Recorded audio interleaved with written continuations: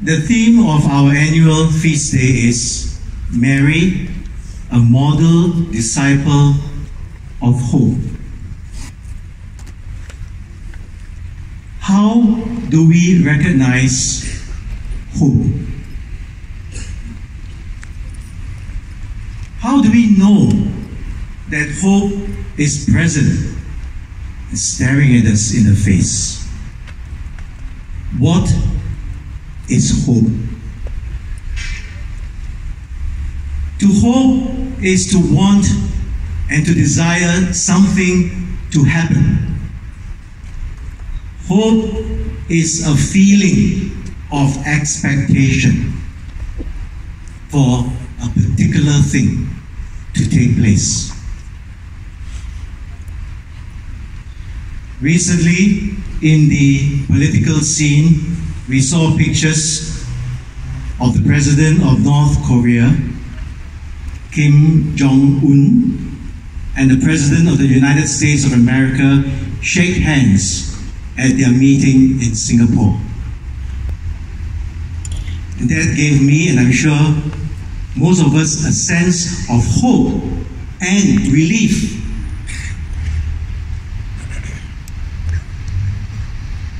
That a nuclear war might be averted. The recent change of government in Malaysia last month also gave most, if not all, Malaysians a sense of hope for a brighter future. What about hope in the religious field? Hope in the religious arena?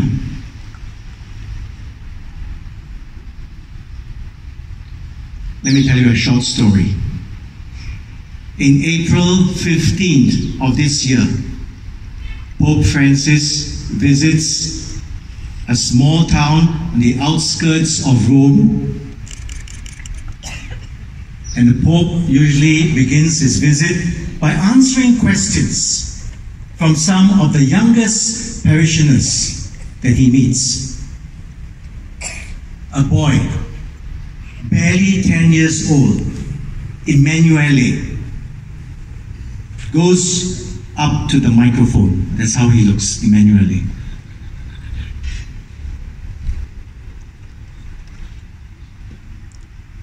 The boy looks at the Pope and smiles, and the crowds cheer him on. A nearby priest, probably his parish priest, encourages Emanuele. And suddenly, the boy begins to cry. And the priest comforts him. And then, very slowly, the priest walks the little boy, Emanuele, to where the Pope is sitting. It's a few meters away. And the Pope says to the boy in Italian, come to me, Emanuele, and whisper your question in my ear. The boy walks up to the Pope and cries on the Pope's shoulder. And then the boy begins to whisper his question close to the Pope's ear. Pope Francis consoles the boy, as you can see in the slide. And then facing the boy and speaking softly, answers the boy's question. When the Pope finished speaking, the boy returns to his seat. The Pope addresses the crowd. This is what the Pope said. I asked Emanuele permission to say publicly the question he asked me, and Emanuele said yes. So I will tell you. Emanuele said, a little while ago, my father passed away. My father was a non-believer.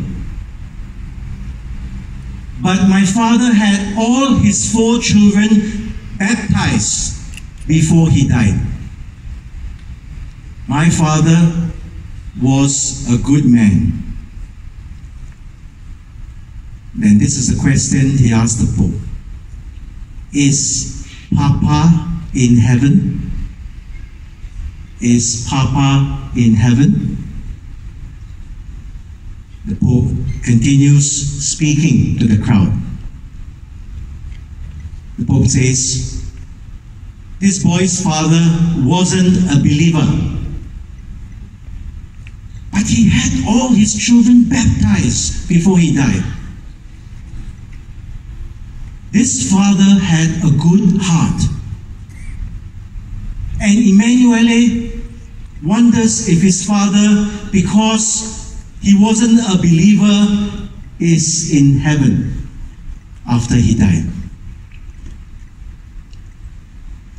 The Pope says, the one who says who goes to heaven or who doesn't go to heaven is God. But what is God's heart like with a father, with a papa like that? What? What do you think?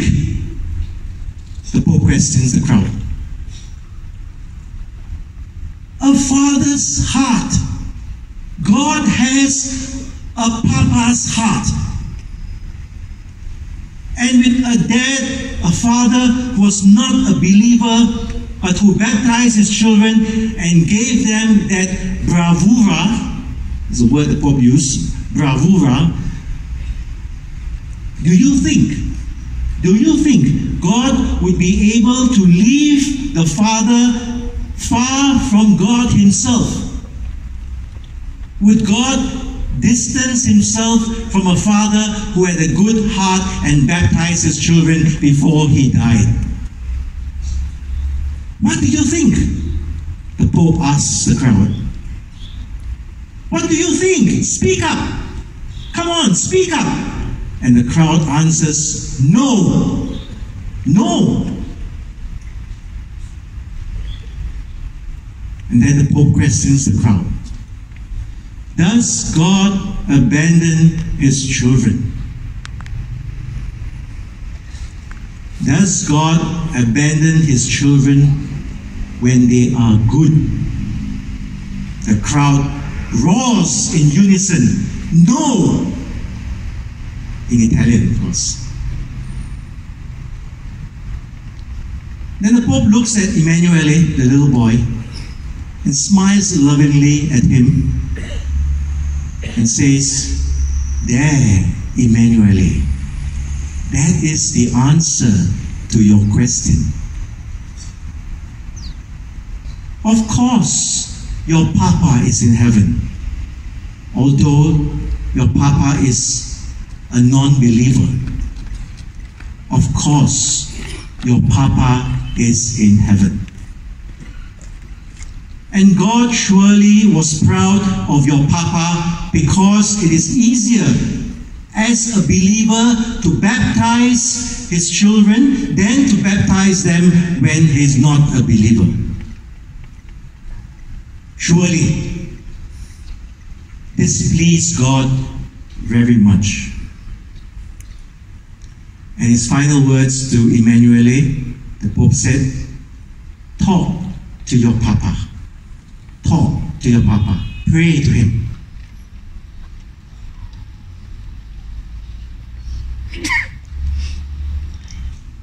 My dear friends, this is what hope looks like.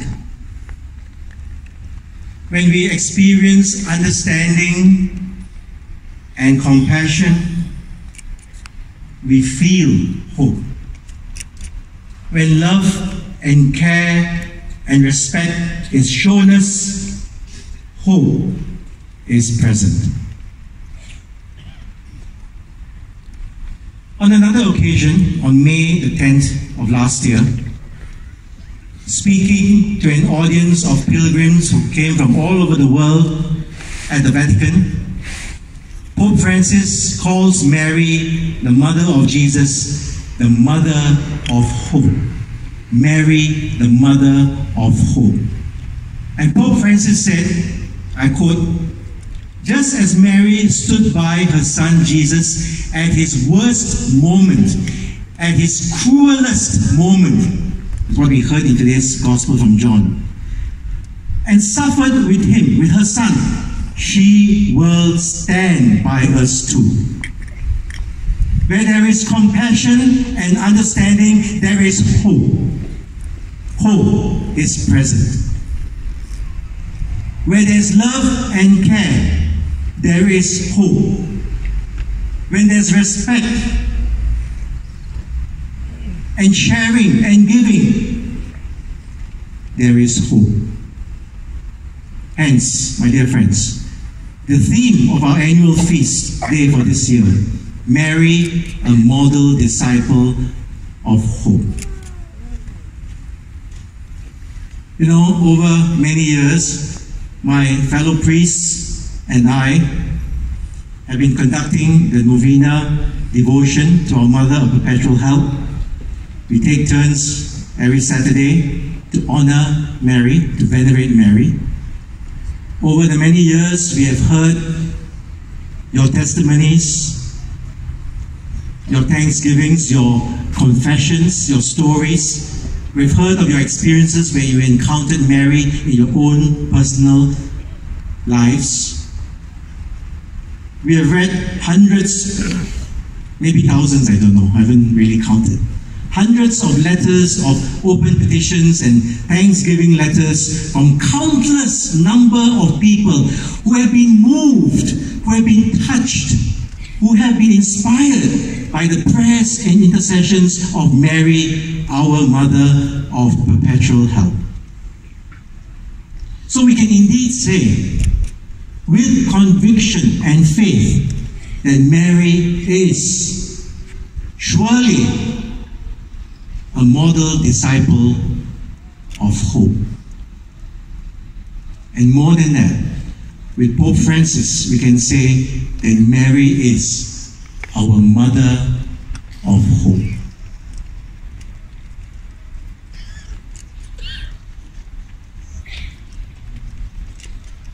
And I want to go one step further than the Pope. Please don't tell the Pope this. I dare say, and I want to say, that Mary is not only a model disciple of hope, Mary is not only our mother of hope, but Mary is our hope. Mary is our hope. Can you repeat with after me? Mary is our hope. In the name of the Father, and of the Son, and of the Holy Spirit. Amen.